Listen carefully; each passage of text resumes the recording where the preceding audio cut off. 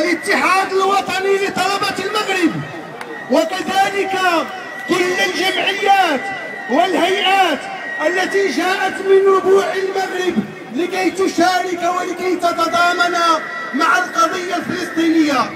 ونحن نقف في هذا الموقف، والشعب المغربي يقف هذا الموقف.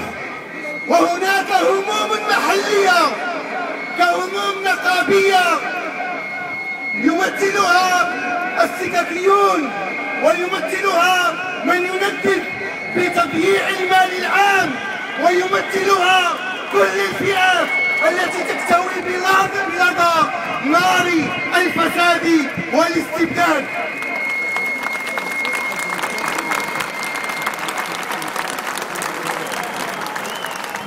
أيها الإخوة، أيتها الأخوات، إن هذه الهموم المحلية لا يمكن بأي حال من الأحوال أن تنسينا الهم الأكبر، وهو القضية الفلسطينية التي نتضامن معها استجابة لنداء الله سبحانه وتعالى الذي جعلنا أمة مسلمة وجعلنا كالجسد الواحد إذا اشتكى منه عضو تداعى له سائر الجسد بالسهر والحمى.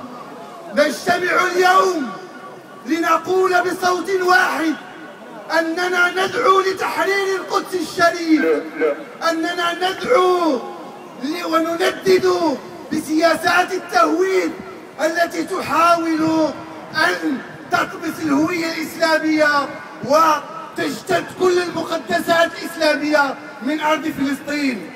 إننا نقف اليوم لكي نندد بالمجازر الإسرائيلية التي ترتكب في حق شباب وشيب فلسطين.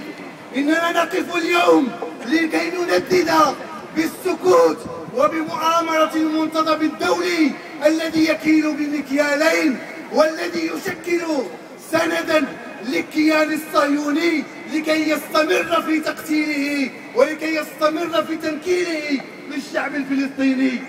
إن هذه المسيرة التي ابتدأت منذ بدايتها بما يقارب 100,000 مشارك، وهي في زيادة كل ساعة وكل دقيقة وكل ثانية، إن دلت على شيء فإنما تدل على أن القضية الفلسطينية تسكن قلوب المغاربة، وأن القضية الفلسطينية تعيش في وجدان المغاربة رجالا ونساء. إننا نقف اليوم في هذا المشهد العظيم لكي نعلن ولكي نقول لإخواننا في فلسطين، لإخواننا في